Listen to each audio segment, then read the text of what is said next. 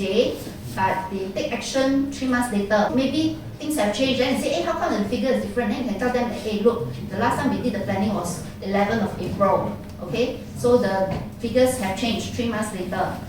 Okay, or maybe government ruling have changed. Okay, okay. So what's the property type? We can choose HDB, condo, strata landed, whatever. Okay, and then property type. Okay, over here we will key in. Maybe it's a 4-room HDB, and the ownership, whether it's under husband, wife, or both. Okay, in this case, it's husband and wife. Okay, date of purchase. Why do we need a date of purchase? Yes, it's for the purpose of stamp duty, and also maybe for HDB is MOP, so we want to be very sure. Okay, seller stamp duty, alright, because they have fulfilled 5 years already. Alright, I mean SSD is 3 years. Okay, so if for whatever reason they have SSD, you can choose the option. Then you try to put the year 2022, see what happens. Okay, I was about to try also. Yeah. Oh my god. Oh no. So John has input this warning. If it's less than 3 years, you need to check for SSD. Ask them to confirm. So my question, SSD, what is the date that you actually use to calculate the SSD date? Exercise it. It's the date when they purchase the first property is based on the exercise date. Okay, but to be very sure, always go and look into the inlinks. Okay, check the inlinks to have an accurate figure. I think also the stamp duty cert. Okay, when you purchase this property, there's a stamp duty cert. Be careful. Okay, so why are there all these red color things there? Oh, all these are important checks that you need to do to make sure that you are safe. Okay, it's warnings. All these are very important checkpoints for you all. Okay. How do we key the actual figure? Because now I checked already. My check for SSD payable becomes a now value. So that means I key the wrong maybe combination. Maybe it's a wrong. So because by right it should be So stamp duty, okay, safe. There's no seller stamp duty. Alright. And what is the type of loan that they are taking for this current property? Okay, you have the option HDB loan, bank loan, or no loan. In this case, no loan, HDB loan. Okay. Then agent's commission. By default, we put 2%. So they say, hey, how come? You know, so when you mention this, agents com 2%, they will take this into the calculation. So when we calculate the final figures, right, they are aware that it will already minus 2%.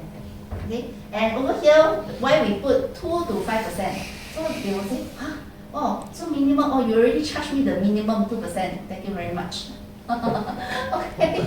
I assume that you all have done your homework before you meet the seller. Of course, you can on the spot do an estimation for them. Say, according to investment suite, roughly we can sell how much. Okay. So in this case, we assume that the selling price is 650,000. So let's take a look. What's the CPF refund to the husband? 116,944.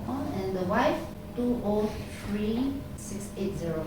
Okay. Do take note that this includes the CPF use, okay, and the accrued interest. These figures are provided by the seller. okay. They have to provide you the figure. So, can I check if it's just one person, then we just leave blank for the... Maybe the wife didn't use any CPF at all. Okay, so outstanding loan 76,000. So this is provided they have sold their house. No, we are intending to help them sell. Then how do they know how much they will have to refund CPF? You have to they have logged into the CPF app, okay, and there is one section, the property funds used, so you can check. So you have two figures, one is the CPF used, and now the other one is accrued interest. So yes, so you need to add these two figures together. So because this figure that's provided to me is a lump sum, so maybe over here you need to do a calculation equal 100,000 plus 26,000. Okay, so you have to use a calculator. Okay, equal whatever the principal plus the accrued interest. Okay. Then you use CPF for property. Okay. Never use. You never use CPF ah? For the That's 6 why I months, use mine. go No, I mean, on. I use I don't check. Never Okay, check. so you can check. Check lor. So Go with your I CPF. invite you to log into your CPF and check because you need, because when you are there you need to guide them to find out the figures because probably they don't know. So please don't wait until on the day you go and find out. Then show them and you cannot find, okay? Yeah. So please practice that. Correct. And since we are on this line, I was just thinking that because of the 2019 changes, because I think July or September, any houses that's bought after 2019, July or September, I forgot already, then there are sometimes not all the CPF funds can use. So right now what I do is I go straight into not just see the accrued interest and principal. I will scroll down, there is a PDF. You click the PDF and then they will state that if they sell, how much can they use for next house. Yeah, because if they bought after 2019, the grant or whatever they have to put back into the. Have an Excel For have HDB. Yeah, so a bit tricky now lah. I have to go and press the PDF. Okay, thanks for the sharing. I haven't come across that actually. I haven't. I haven't. But this year will be. Okay, thanks. Okay, so now we look at the legal fees that they need to pay. Now, for private and HDB, there will be some differences. So if they are selling private property, so what is usually your average amount? Usually we use about 3,000. So for HDB, how much is it? Hmm? 500. Okay. That's assuming they take HDB loan. Okay? And they get HDB to represent them for the sale. But if let's say they use bank loan, then the legal fee will be different. So for HDB bank loan legal fees, what is the estimated amount for a law firm to represent them? 2,000. Okay, 2,000. So in this case, since it's a HDB loan, we will key in 500. And then after that, we need to key in whether there is any levy, loan penalty, or any upgrading fees, especially for HDB. Okay, you have to check whether they have done any upgrading works in the estate recently. Okay, if yes, please check the amount. For example, the upgrading fees, you need to know because it will affect whether it is the buyer who has to be responsible for paying or it will be the seller who is responsible for paying because it is dependent on the billing date of the upgrading fees. Okay, so make sure you all know this before you even start to market the property. Where to find the info? HDB, there is one website where you can check what is the upgrading fees or when is it billed. Okay, of course the owner should have a rough idea as well. Yeah, of course you can also call the HDB branch office to ask if they are not so sure or maybe those uncle auntie they are not very sure. So then HDB registration fees is $80. Do note that if let's say right, it's a private property, let's say condo, okay, the fees here will automatically disappear. If you all come across any situation is very weird, please let John know, okay, so that he can investigate.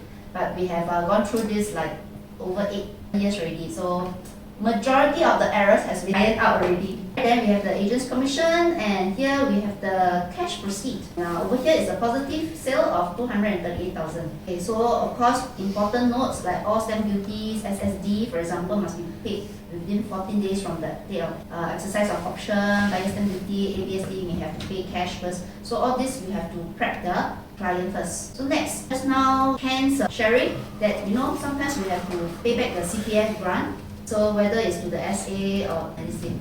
Alright, so like Ken shared, please check the PDF to see what is the amount that they have to pay back. So why we have to refund special account of MediSave where we use OA for house? Because you use the CPF grant. So now there's a ruling that the money is you cannot totally go back to OA. It will have to be. Even if I use OA to pay for my house or this Yeah, but you take CPF housing grant. It's the grant that Zhenghu give you. It is not your OA, it is the Right. grant that's given. So now the ruling say it must go back to SA and MS. Okay, you see, or another way, some people got no money to pay using their OA anymore. They apply for special permission to use SA to pay for installment. How many of you have this situation before? I see before. They very poor already, right? They go and appeal, use SA pay for installment, have. So these people you must be very careful. So what Ken say is correct. Always look at the total, the statement, right? The CPF statement to see what needs to go back. So whatever need to offset, you put in here. So once you put in here, you won't auto pop to the buying. That means those CPF you cannot use, right? So it's very clear. Most people will not have now lah. But of course, just be careful. No, for the whole refund is inclusive of SA also. If we check. Whole refund, yes. The whole refund, yes. Whole refund is because So- they will take off your what? Correct. So if we key in the whole refund on top already, so after we key the SA, we automatically do a deduction on top. And you put 10,000 husband, you see the OA decrease Yeah, check this out. below. So you put 10,000, now it's 116, right? You see, we have 106 already. So this amount you can only use 106 only. Then why become, you see, Okay. auto change. Then this amount that you have will be put over to where? To the next spreadsheet. So you don't have to think again. So every step don't skip it. Every step is a reason why I put that is to protect you. So next, we will choose over here. It is very important step because if let's say they have two properties, okay, you have to choose whether they are selling property 1, selling property 2, or they want to sell both, or maybe they don't want to sell at all. Okay, so in this case, only one property, which is the first property 1. Because you key in the figures here, this is property 1, this is property 2. Maybe they want to sell property 2. Which property number? 1, 2, or 1 and 2, or 0, none. This is the cash proceeds that they will get back. Okay, CPF grant. This one is not auto get from the top one. Okay. This is another one. Okay, the one is SA and Medisave. This is the one that the grant need to be set aside. Alright, so then after that we have the total CPF for refund, husband, wife. So this is a summary recap. So next we go to the next tab. I will not be going through keep and buy, okay, because unlikely people will do that because they will incur the ABSD. If you have such rare situation or very rich guy, yeah, then you can use this. Okay, but I will skip this for today. Okay, and then we'll go to sell or buy one. That means to say they will, after sell or they have no property, so unlikely to incur any ABSD. Sometimes you have a owner that's want to downgrade, sell 2 buy 1, like my owner. Sell 2 buy 1 because he retiring. So I just keep everything there so you can complete. Yeah. Maybe it's sell 2 small ones and buy 1 big one. Yes. Yeah. So usually we'll go to this tab, sell or buy 1. Okay. Over here, all these figures are plotted over from the selling sheet, and this one again we have an overall big picture of how much cash proceed they have, refunds and all that. Okay. The figures here, see total CPF available, it is inclusive of the existing amount that they have in their OA. So that's why the figure is different from this CPF refund. Next, we do the financial calculations. So what is their intent? How for this purchase? But in any case for this, right, we only have one loan. You know, this current property, there's only one loan. Now, some people may have 3 properties but only 2 loans. Okay, maybe one is already fully paid out for. So this is something that you have to be mindful. Okay, so over here, the next question asks, do they want to loan more than 30 years or beyond age 65? The loan count, why does it matter? In Let's that say you case- got three property, but you have 1 loan or versus 3 loan. Different. Why? Anybody can answer, Wan Shen? The bank won't lend you so much money. Yeah. So if you have 3 loan, the loan amount to you is different. So later it will reflect. Is this here? Okay. Okay. Ah, So over here, we have a policy for quick revision. Thank you, John. Thank you. Alright, so if you have a first property, if it's less than 30 years loan or up to age 65, you can loan 75%. And so on so forth lah. It's very complicated lah. So anyway, So for this, it is 0, right? If assuming I sold all my properties. the question is the loan count for this purchase, this current purchase. My existing is 0, Yeah, but I'm going to buy this one. So this one is going to be my first loan. okay. Yeah. After this. It's not 0, okay? So then got example just now. There's no got 0 three, here anyway. Existing got 2, so plus this will be 3, right? Yeah. If they're buying a third property, yeah. Xibei Huawei. This is a very Huawei buyer, Huawei client, okay? See from China. Okay, 60% ABSE, no problem. Okay, so loan count, see, there's no zero here. Okay, minimum one. Yeah, if you do one fun thing, who can remember if I got more than 30 years old, second loan count, what's the LTV? Those things, who just passed on RES? This is the exam question, right? Who can remember? Without looking at table. 45. 35. No, because you meet your customer, straight away ask you, correct? Then you must do calculation already. Wow, who can answer that? All done for you. We just need to change here, all the LTV, all adjust for you. So Yeah. loan more than 30 years, is it? No more than 30 years. Yes. Second loan count lah. More than 65 years, second loan count. You see, look at the LTV. Yeah. They tell how much cash, how much CPF, everything more than. Because when we meet client, we got no time to think policy, think how to help him close. So this one will take care of all the policy problem. Okay, because if you take more than 30 years, the LTV is 55%. The next thing, what's the buying price? So typically, we will take a look at the loan amount. So they can loan about 935,000. Maybe they already tell you, I want to buy a property of 2 million. So there could be COV. What does that mean? For example, if you are buying a HDB, for example, of course, you know the selling price and the valuation, the portion you need to pay in cash, right?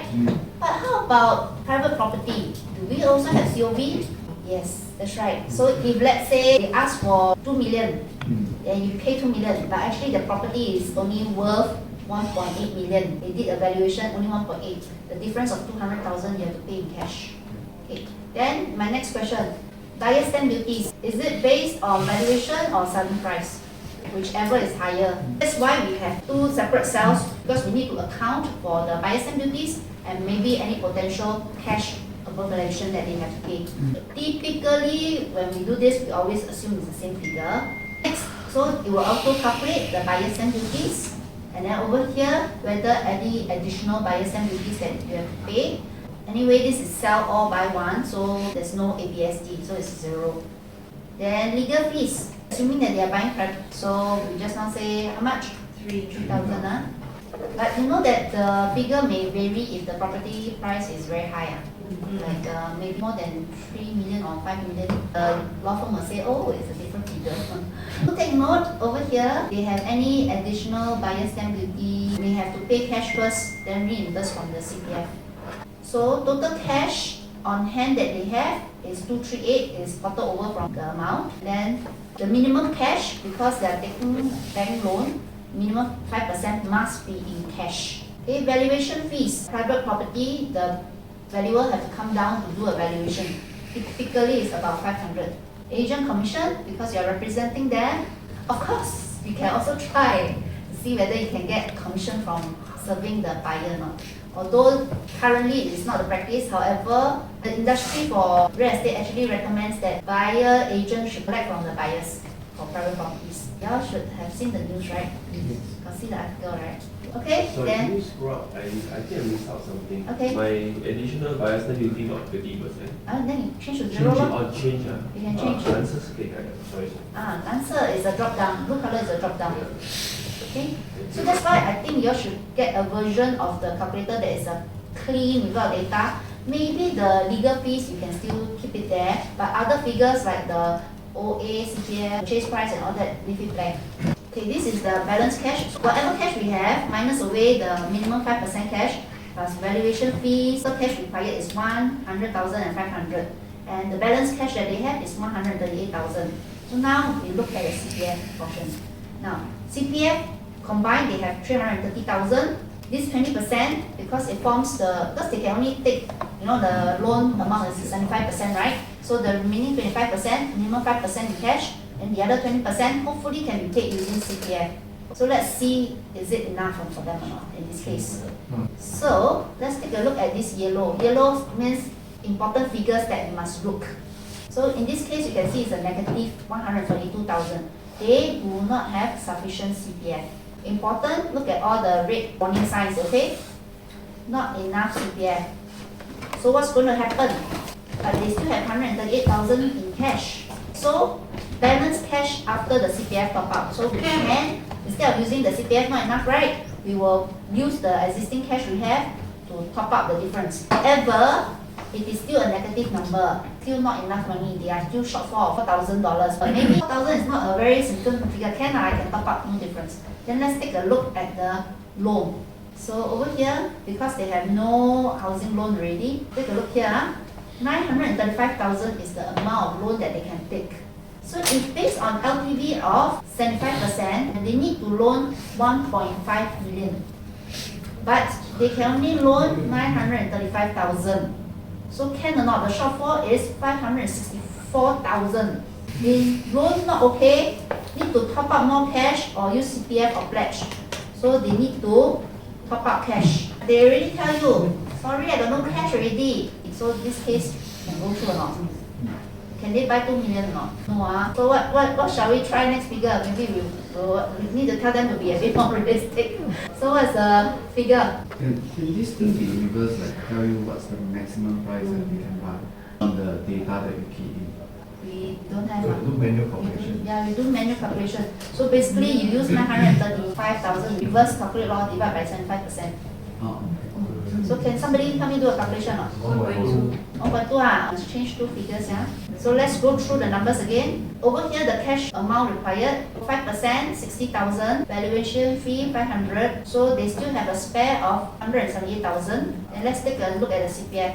CPF, 20% of the 1.2 million is 240,000, buyer stamp duties 32,600, legal fees 3,000. So their CPF is sufficient. In fact, they still have a spare of 54,000 in the CPF. Excellent. Without having to top up the CPF portion, we have a balance cash of 178,000. Okay, so let's take a look at this. Loan is okay. No need to top up cash. No need to do pledging or whatever. They have a spare of 178,000 that they can do pledging or unpledged. I will go through another scenario later. So cash still got balance 178,000 lah. So if they buy a 1.2 million property, no problem. Okay, remember to change this. Then of course the interest rate. So what is the interest rate now?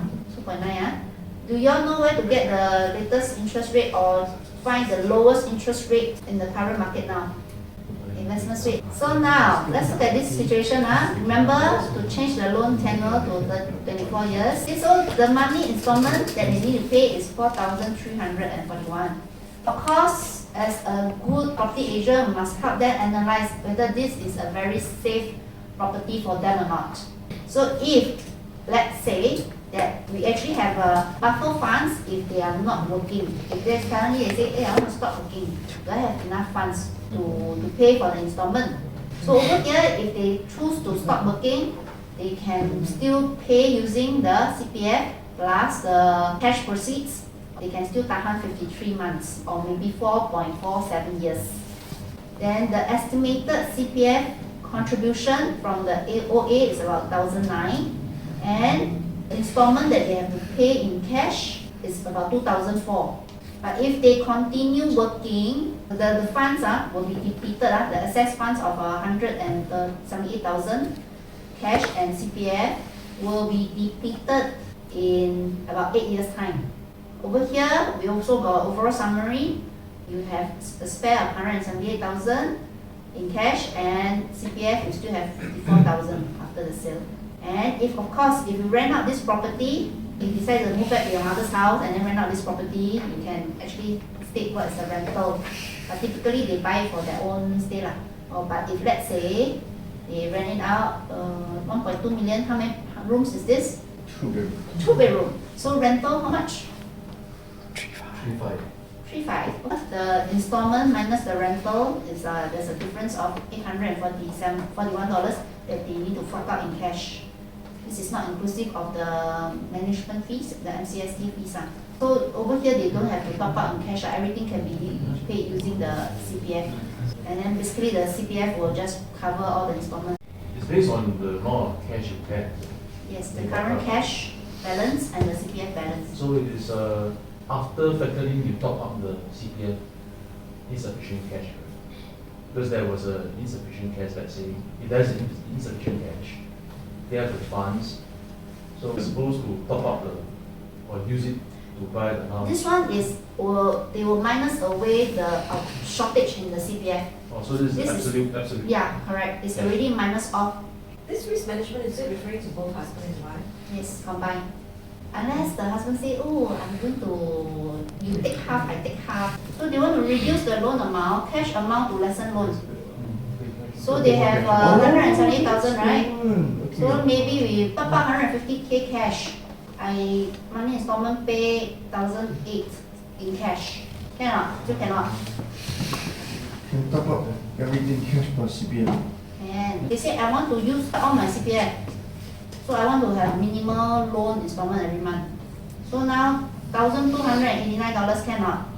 So monthly I pay cash 1,289 cannot. No, the one is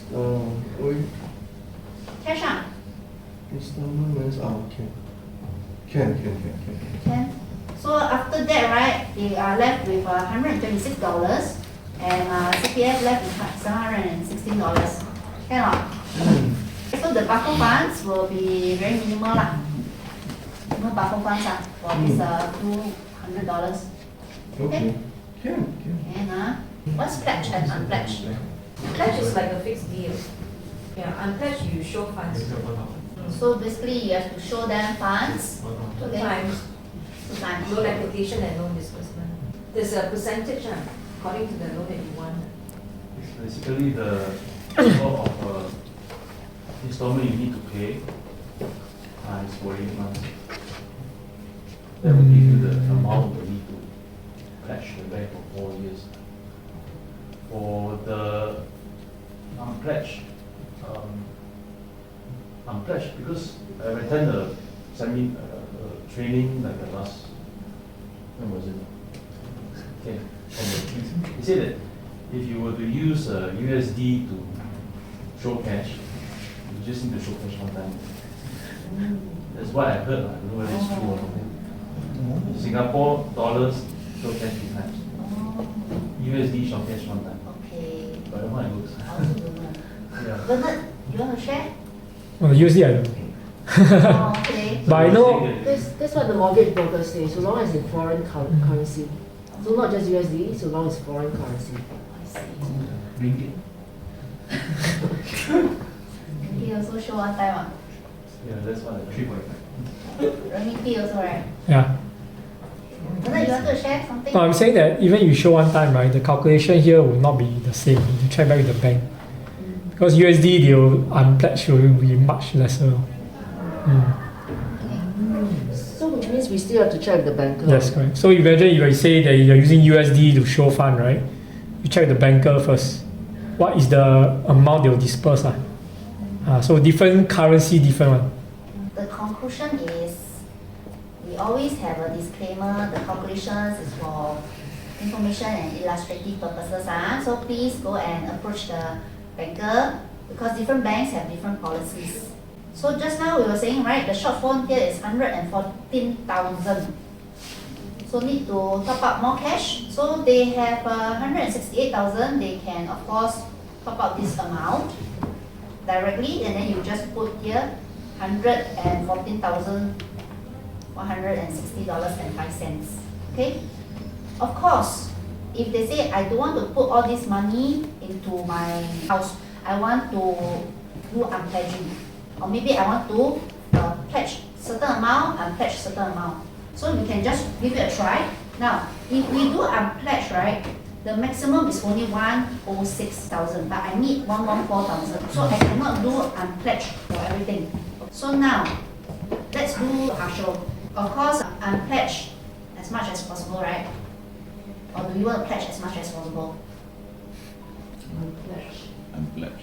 Because I don't want my funds to be stuck there. Maybe I can use the funds for some investments that can give me better returns, or maybe I need the money to do renovations for the house. So I try to and unpledge as much as possible. Maybe, okay, depends on different situation. Okay, so what figure shall we try? 80,000, is it? Okay. 80,000, I can only get additional loan of 50,000. So I'm too short of some money, right? So let's try. You can always play around with these figures.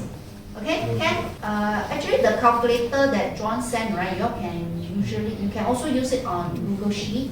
Okay, of course Microsoft Excel is the best, but for this calculator, the timeline calculator, right? You are not able to use it on Google Sheet because it involves the module from Excel for the chart. So this is a timeline calculator that I developed. So it follows the same principle as the calculator. A lot of time you all will have to help your client to plan the timelines. They say, hey, I want to make sure that I want to move out and move into the house already. I don't want to rent a place for 2-3 months. You know, it's very difficult to find a rental place. Or I cannot bump in with my parents anymore. Okay, whatever. So this is for you to plan the timelines. Okay, so actually over here the format of the date is in day, month, year. Right, so I stated here. We have the sale and we have the purchase. So let's take a look at this. Property type drop down is a HDB or private. So let's take a look at the earlier case just now. It's a HDB. Option period. Here you can have a drop down whether it's in days or weeks. Okay, but because whether it's private property, sometimes you're like put 30 days, I don't know. Then by HDB we know for sure it's either 21 days or 3 weeks. Okay, so over here, now if you have an error, there will be a warning sign. Okay, you convert to 3. Now, maybe you put as days, okay, then they will tell you there's an error. Okay, so you can change to 21 days. But if you change to 22 days, ta-da, another error. Sorry, because I created this also. I think for HDB, we put under days.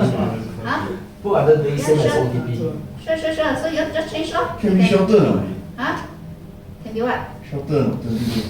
HDB, huh? Cannot. HDB is legally only 21 days. No, we can exercise anytime within. Yeah, you can exercise, but option period is 21 days. Okay. Your question, huh? Can. Okay, so it's 21 days, so you can change, okay, drop down. Then submission period, okay, is a discussion between you and the buyer and the seller lah, okay? So what's a typical number of days? 30, 7, 14? 30? 7. 30 lah, okay, 30 days. Okay, then HDB acceptance period. Typically we use weeks, and then sometimes it's not a very, we don't have a definite timeline. Sometimes they take 5 weeks, sometimes they take 6 weeks. Okay. I think you need to address the question of the submission period, right? You must understand that it must fall within the valuation thing, validity. So it's not like you can put 180 days. You cannot do that. Yeah, so the validation, the validation is until when? How many days? Oh, I never put. The valuation up to 90. Usually it's 90 days. So the maximum so just remember that. Yeah, you don't happily go and put 180 days. Anyway, I think the buyer also scared already lah, right, for 180 days to do the submission, Submission period now. No, this is the discussion, right? The submission. But because the option period is 21 days, so we usually maximum 50 days now. If not, cross the road quite. Yeah, correct. So you must remember, it's not like suka. The guy say I want 80 or 100 days, then you go and put. Yeah, then you have a problem because of valuation. So you also must advise your client. Okay. Anyway, I think the buyer won't agree on that. Wait for 180 days or maybe 90 days or very long. Okay, so I have done 60 days. Okay, I have done 7 days. Okay, please don't go and exceed 60 days lah, Okay, try not to. Okay, so let's just keep this to 30 days. Okay, HDB acceptance period. So, what's the shortest that you have experienced? 2 weeks. 2 weeks. Wow. Okay, what's the longest? 5 weeks. 5 weeks, Okay, so maybe we put average 4 weeks, So of course you can tell your client estimated 4 weeks, okay? Estimated because we won't know. Okay, completion period. Typically for HDB is about 8 weeks, Okay, alright. Then extension period, is there any extension period or not? I mean, if you are selling HDB, 3 months. 3 months, okay, we can put 3 months. Okay, of course you can also choose a number of days lah. Okay, over here. Now, talking about extension period. Is it that the HDB owner say I want extension period? They will get, and the buyer agrees, they will definitely get an extension period. Will HDB confirm approve just because buyer and seller agree? No. In what situation is not approved? The next house OTP. Okay, you must have your next house OTP, right? Okay, any other situations that is not approved? One of the parties already having the extension. I think you can still request, yeah. There's only one part, only the contra party can take extension. Only the contra party? If there's a contra party, The other party cannot, eh? so there were 3 party, right? Ah. If all of these 3 party there is one contra party, The middle person? you even all of them agree with you getting extension, you also cannot. So 是这样啊 Yeah. only the control party can get extension. I see, okay. Thanks for the You sharing. cannot contra if Okay. you want extension. Okay, any other situation? Cannot get extension. Okay, let me just share my own experience. So, if let's say the seller, the one who needs extension, has applied for a BTO, alright? BTO, if they do not have a date of key collection, they also cannot get the extension of stay approval. Okay? Because even if the seller say, hey, HDB sent me letter say estimated in July I will get my keys. Okay? Still cannot. You must get a date of collection, key collection. Okay? Otherwise HDB will not approve. Okay? And of course the other thing is if they buy a new launch, also cannot. New launch also cannot get unless they have a date of key collection confirmed. Okay? Otherwise cannot. Alright? Okay, now selling, of course there's no renovation period for the seller.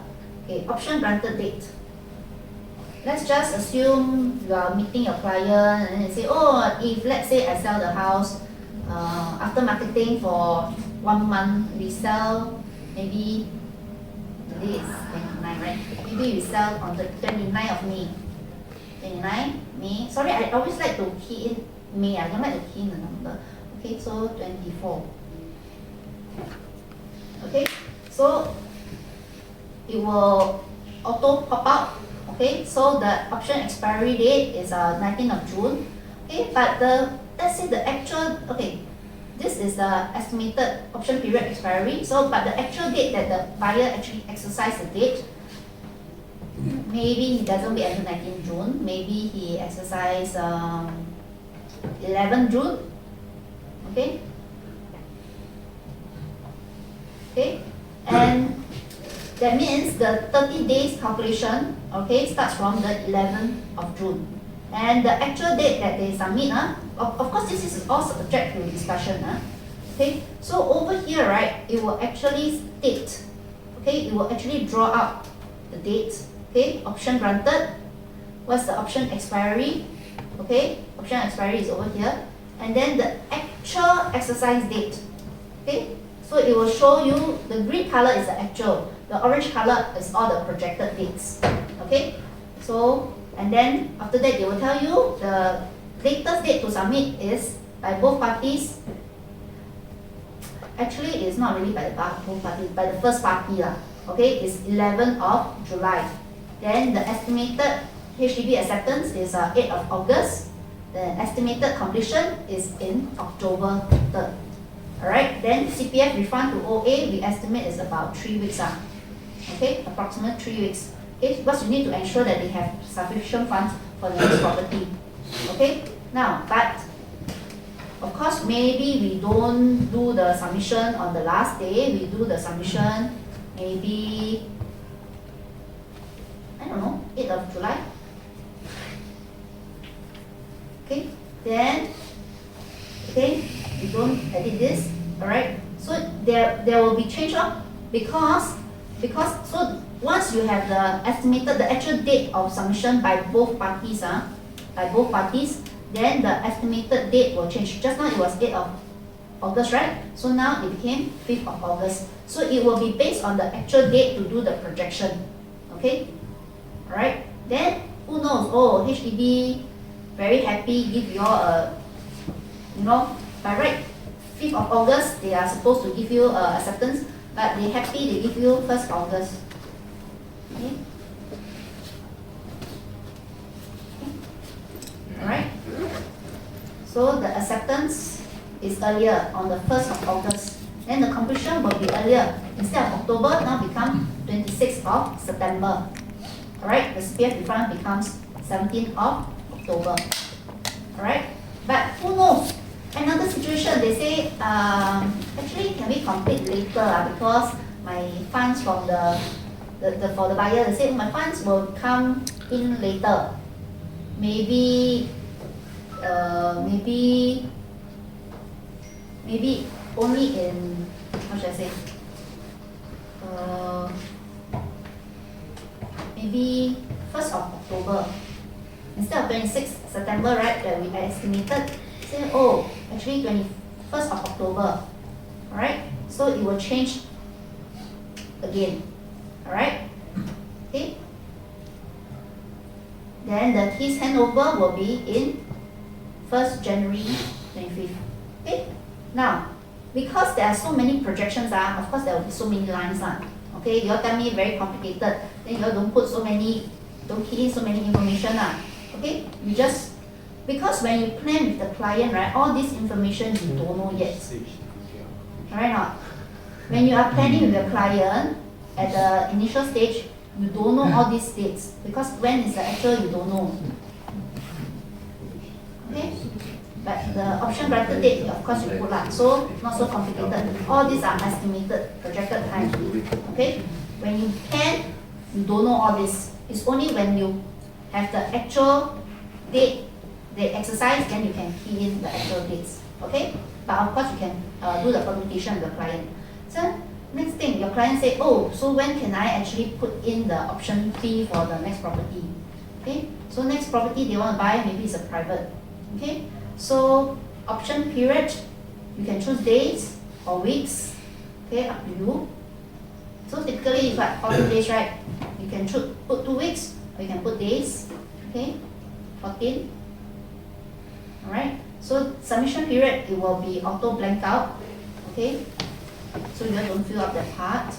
Completion period, typically 12 weeks, 14 weeks, 15 weeks, 16 weeks. I don't know, 12 weeks. Okay. Of course, some of you are going by days. I don't know. Alright. Of course, some of you say I have a agreed date with the agreed date. I want to complete on the 1st August 24. Okay. So you can also key that in. Extension period. If the seller of the house that you are buying got extension period of 3 months, I think you cannot make it. Okay, so you can tell them you cannot, I can only give you 1 month. Okay, renovation period, maybe 2 months. Wow, also cannot make it. Okay, never mind, we choose 1 month. Alright, so the date that they, okay, so the date that they actually, your buyer actually go and buy the property. Okay, probably you want to wait until after the actual date that the buyer for the HDB exercise option, right? So maybe 20th June.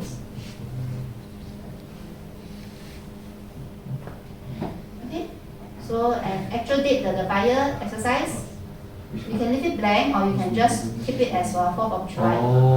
Alright, so the estimated completion date will be 4th July 24. But the CPF funds haven't come back 4th of July. So you can see here. Wow, Can you be able to slow down? Maybe talk about the actual, why is there actual and why is there estimated, yeah. Because actual is because, hold on, I change this to 12 weeks first. Actual is because what actually happens. Estimated is, I estimate that I think by, they are supposed to, the option expiry is 1st August, but they want to exercise earlier. Okay, because then it will affect, because if your completion is based on weeks, right, then your completion date, right, will be based on the exercise date plus the option completion, which is 8 weeks, for example. So it will affect. So that's why the calculation has to change based on the actual date. But of course, if let's say your option, let's say you're buying private, your option date, you put what is the actual date I want to complete. So you can actually key in. So actually the purpose of doing this is the benefit is you give the client a lot of assurance. Because they are very concerned of moving. So for HDB to private, right, they are concerned with two things. How agent is concerned of how to move the money but client concerned of how I move my family. So if you plan this, you let them know the estimated one, right? That means before you sign the OTP, before you negotiate offer, present an offer, right, you already draw this out for the client already. Then the client can look ahead. Oh, okay, today is May. Maybe by August, September, October, I can move already. Then after I complete, I still got time to renovate and so on. So you feel very assured. Then you will accept the offer. Yeah. So that's the purpose of this. Yeah. So in this example, okay, all this based on the estimated dates for the purchase. Okay, so you can see that, if I grant the option for my sale of HDB on the 29th of May, and my keys handover, right, actual is on the 11th of January 2025. And my renovation complete for this purchase, on top is the purchase, is 26th of November 24. So I have ample time. So actually, right, I don't have to commit to a property purchase so early. I can still got time to actually go and find a better house to fit my needs. Alright, so if you can see here, alright, renovation period is 26th of complete by 26th of November. But there's another problem now. My CPF refund to OA is on the 1st of November 2024. So I cannot do the completion for my purchase so early. So you may have to adjust. So you may tell them that, hey, I want the option period longer, maybe 2 months. Okay, let's go by months. Sorry, don't have months and weeks. Instead of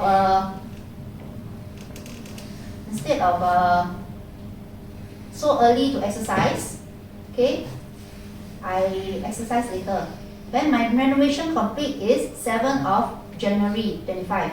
My keys handover for my HDB is 11th of January 25. Renovation moving, okay. Funds, CPF refund is on the 1st of November. My estimated completion for my purchase is 7th of November. Safe. Alright? Move also is safe. So that's why this one you can do a few permutations because I think a lot of time, if I don't know about y'all, if y'all do on paper, right, then it's like very, this one cannot, I have to adjust. It's very difficult. So this one you can just change the date and it will auto calculate for you. And then you can see the key points, key timing, CPF refund, when is your completion, when is your moving date. Sorry, because I use my finger to point my iPad. I don't know, you all know what I'm talking about. So over here, you know that your estimated completion is for the sale is October 11, and your CPF refund is on the 1st January. So you know that your completion for the sale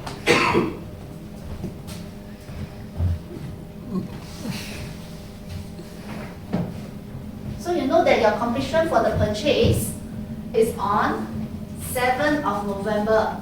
So you know you have your CPF refund come in time for your completion, very safe. And your keys handover, okay, from the purchase, they will hand over the keys, the owner, by the, okay, if the, assuming that the buyer, the seller has that seller has an extension of 1 month. Alright, so I can still give them a 1 month extension period, 7th of December, and my renovation complete 1 month later by 7th of January. My keys handover for my sale is on the 11th of January. I still have a lot of time, very safe. Because the important thing is the owner want to feel safe and they don't want to be traumatized by, no place to stay. Alright? Okay, so this is very important. Okay? Alright, any questions you have? How long is the CPF refund? Typically, it's about 3 weeks after the estimated completion. Some people say it's 10 working days after the, but of course, sometimes you worry about in between, there's public holidays and all that, so we usually put about 3 weeks to be safe. Okay. But of course, you can always check with your lawyer. Yeah, but they also want to be safe. 3 weeks is for HDB or both HDB and private? Both. Because the money will go back to CPF and, because they have to pay using the cashier order, then the lawyer need to make sure the funds go back to the CPF. So typically 10 working days is what I hear, but we like to play it safe, 3 weeks. Yeah. Otherwise, if it's too tight and the money cannot come in time, you'll be in trouble.